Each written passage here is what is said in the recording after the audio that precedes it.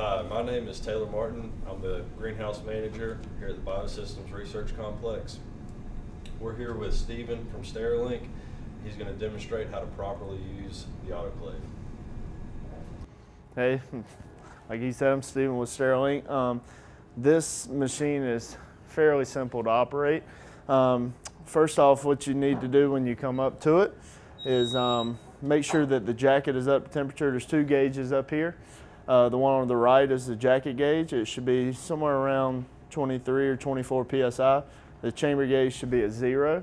That way you know it's safe to open the door. You always want to run this machine with the rack in it. So you open the door as far as you can.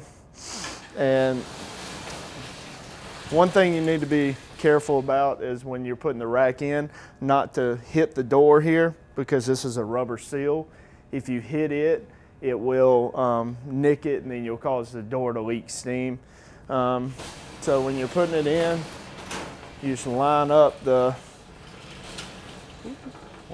notches there. And it did not click right. Push it up good, hit this latch here, and roll the rack in. And then you pull the black knob to release the transfer cart from the machine. And I guess just roll it over to the side. All right, this part can be a little tricky sometimes for, I guess, some people, because you really have to get this door nice and tight or it will leak steam around the door seal, because as the arms go up, it pulls the door even tighter. So you want to, my rule of thumb is if you can close it pretty good with one hand, it should be tight enough. Over here, it will show that the cycles will pop up like this. You got a liquid cycle. To initiate and start the cycle, you hit the number you want. If you hit it once, it shows you the cycle values, and then you hit the number again, and it will start the cycle. If you don't want the first one, you just wait for it to go away, then you can hit the second one. It'll show you the cycle values, what temperature, how long the sterilized time is, and how long the dry time is. And once again, you just hit the number twice if you already know which one it is. When the cycle is done and complete, it'll pop up complete on the screen.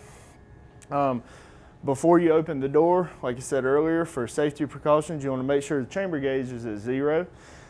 And then you just turn the knob and open the door. And you need to be careful here because there can be a little bit of residual steam left in the chamber. So when you crack the door, you want to leave it cracked about like this and let all the steam come out. And then you can fully open the door. Use your transfer cart to pull the rack out, just like we said before. Just basically the opposite of what we were doing to put the rack in there. Now the rack is going to be really hot after the cycle is completed, so you need to grab your little mitt, pull it out on the cart, and then once again you pull the black knob, release it, and get your stuff off of it and push it over to the side. One thing that we have encountered with this particular machine is after a liquid cycle is ran, it is a slow exhaust for a liquid cycle. So what happens is it asks you, the control asks you to crack the door 1 inch, and then it starts a timer for 10 minutes. One issue we've had is this facility likes to keep this machine turned off. So a lot of people, after a liquid cycle is finished, as soon as they open the door, they cut the machine off before the 10-minute timer ticks down. And then when they go to turn it on to run the next cycle, it starts that 10-minute countdown over again. So I would recommend after you run your liquid cycle, crack the door. If you want to go ahead and take your stuff out, you can, but let that 10 minutes tick down before you cut the machine off, and then you can cut it off and start it just like normal, or cut it off, and then after you get done with that 10-minute timer, cut it off, and then whenever you come back, you can just cut it on and it'll start up just like normal. But the big thing is make sure you have the door tight. Make sure the chamber pressure is at 0 before you open it. It does have a safety interlock on the door. If there's pressure behind the door, it will interlock here and it won't allow you to open the door. But just as a safety precaution, make sure that the pressure is always at 0 on the left-hand gauge. On the right-hand gauge, it's not a big deal. That's the jacket temperature. It should always be up to about 24 psi before you start a cycle. Okay, I'm actually gonna start a cycle here and let it run all the way through, just to be able to show y'all more accurately how the steam's gonna be coming out at the end of the cycle, and how to make sure that y'all understand how to select the cycle. So, like the other video, I'm gonna open the door, put the rack in.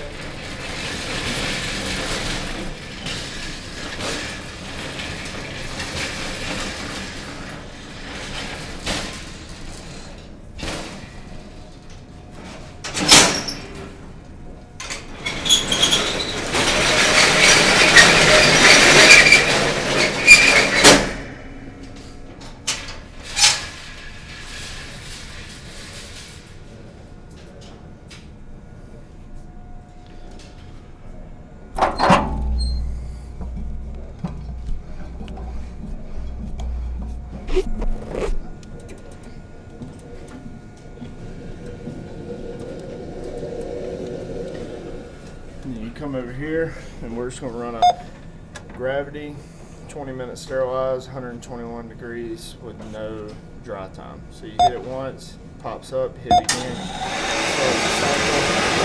As you can see here, the chamber temperature is going up during this part of the cycle, and it's going to purge for a few minutes, which is just removing all the air out of the chamber. And then after that, it'll charge on up to 121 degrees Celsius, which will be on here, but it's somewhere between about 16 to 20 psi of pressure, which will be shown on the chamber gauge.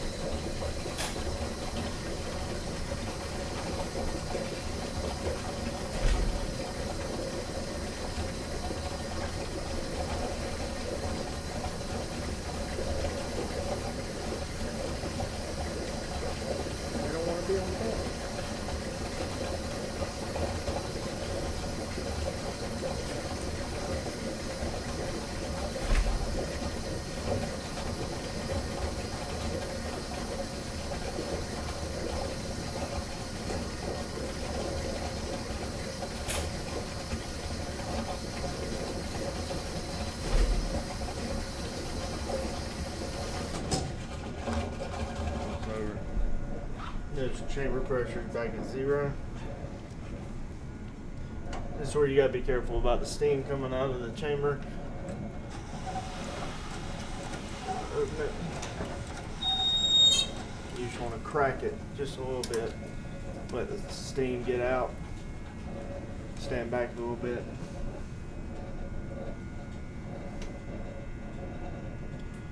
Then after the majority of the steam, the visible steam stops coming out, you can go ahead and open the door further. And then Now there's no steam.